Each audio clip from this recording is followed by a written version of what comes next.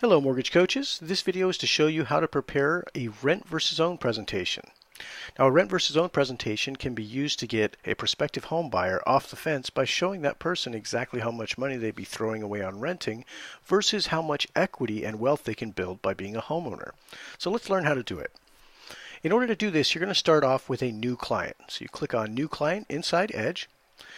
And then you're going to walk through the wizard. But most importantly is you're going to make selections to determine that this person is a renter, and it's going to walk you through the rent versus own. So we'll go ahead and instead of choosing own here, we're going to choose rent.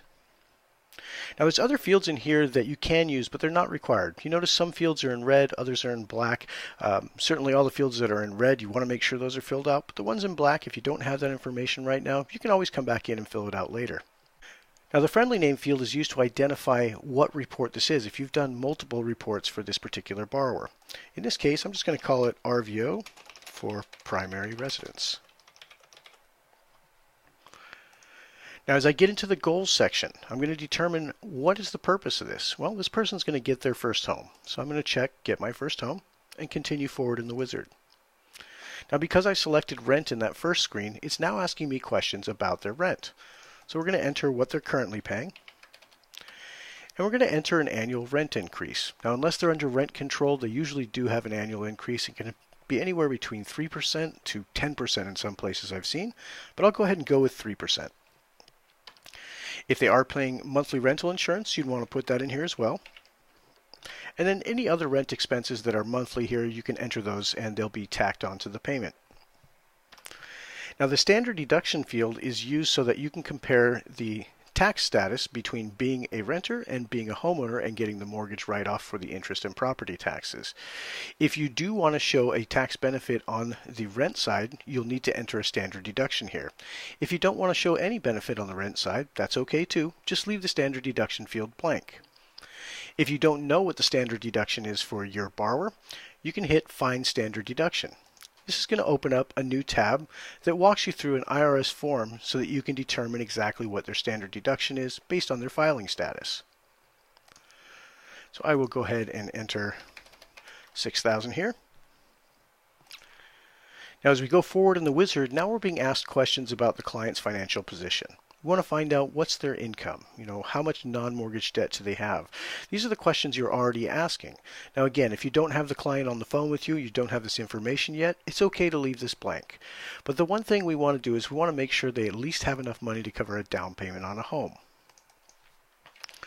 So I'm going to go ahead and put that in their current savings account. And let's say that it's one of the pretty low yield, we'll say 0.1%.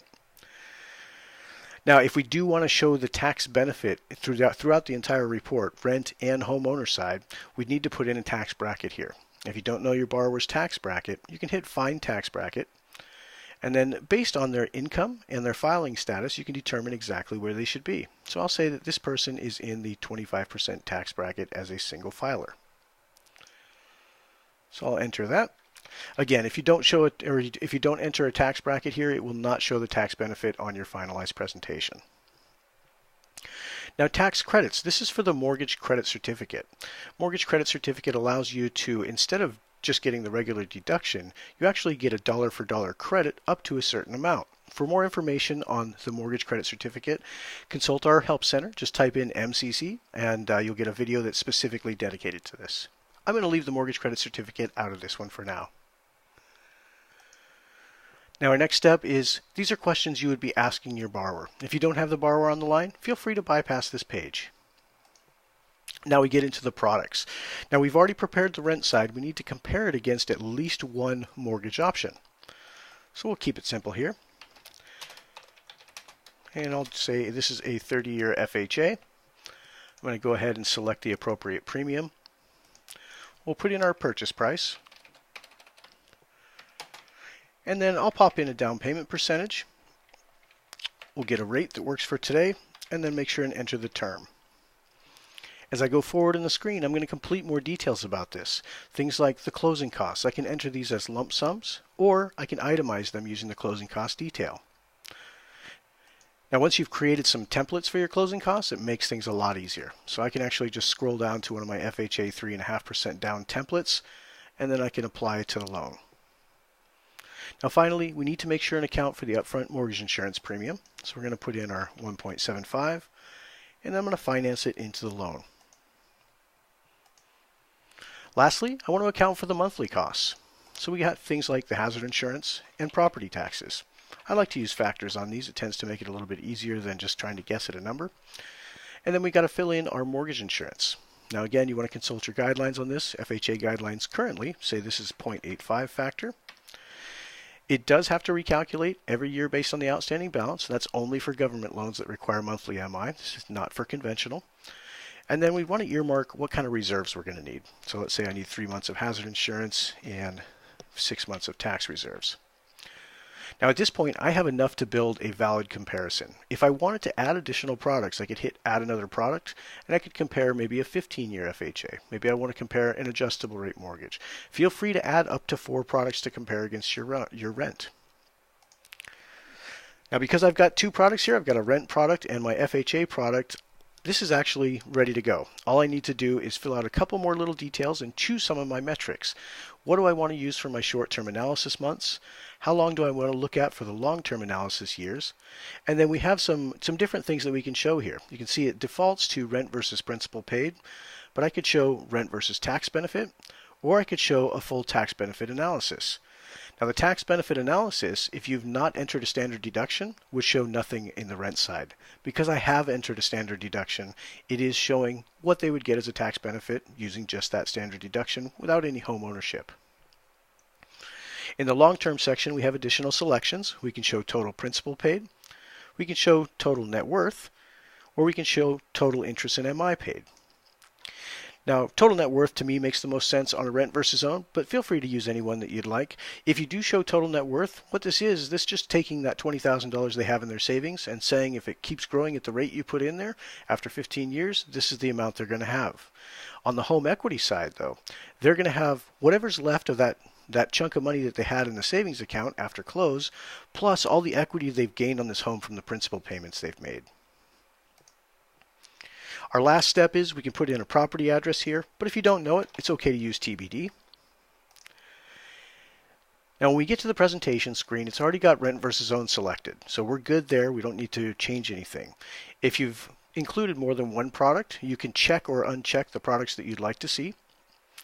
And then as you continue forward, you're given an area where you can recap those selections you made earlier. So you can add additional sidebar text if you want to. You can change the metrics that you're looking at. And again, you can change the years or months that you're analyzing as well. Finally, make sure to put a quote date on this. I'll select today's date, hit Generate Link, and this link is actually ready to go out to the borrower. I can simply copy and paste this into an email or text it to my borrower, and they can open it on any device or on their computer. Now don't forget, anytime you prepare one of these presentations, it's always critical to add a video to this so that your explanation can carry with the presentation if it gets shared between multiple people. To do that, simply hit Add Audio Video. Now this prepares a preview of the presentation. Now before we continue on, you notice that we have our total rent payment right here, $1,515. We do show a monthly tax benefit as a result of that standard deduction, and their net monthly payment as a renter is $1,390. On the home ownership side, we start with the PITI payment, we back out the tax benefit, and then we back out the principal that they're paying, because they're retaining this in the form of equity. Their total net payment there, you can see, is less than their net monthly rent payment. Now finally, we do show the net monthly savings here. That's the difference between those two fields. And then we show things like the purchase price and the cash to close. Drilling into the more info sections will actually give you more detailed information about things like the PITI payment, the closing costs, and if you've chosen to itemize like I have, you'll get a fee detail button that'll actually show the itemization. And then the reinvestment grid, which shows any type of reinvestments that you're earmarking for your client. And this is actually where you can see our savings balance of $20,000. We subtract out that cash to close of $17,100, and they have a new adjusted savings start. That's going to continue growing at that yield rate that we specified, and at the 15-year point, it's about $2,800. That gets added to the equity for our net worth calculation down here at the bottom. Now, as you continue through this presentation, you'll notice there's more info sections behind each one of the quadrants. These just drill down on the numbers that are behind the graphs that we're looking at. Now, when you're ready to record your video, simply hit Record Message. This will open up your webcam, and all you have to do is hit the record button and start talking. Try and keep it under about 2 minutes, but you want to cross-sell your realtor partner. You want to give a brief synopsis of the product options that you're showing, and then a strong call to action at the end so that your borrower knows that you're there to help. When you're done, just hit that record button again, and it's automatically appended to your link. You can now send this out to your borrowers, and make sure to CC your realtor partner. Thank you very much and have a great day. Bye-bye.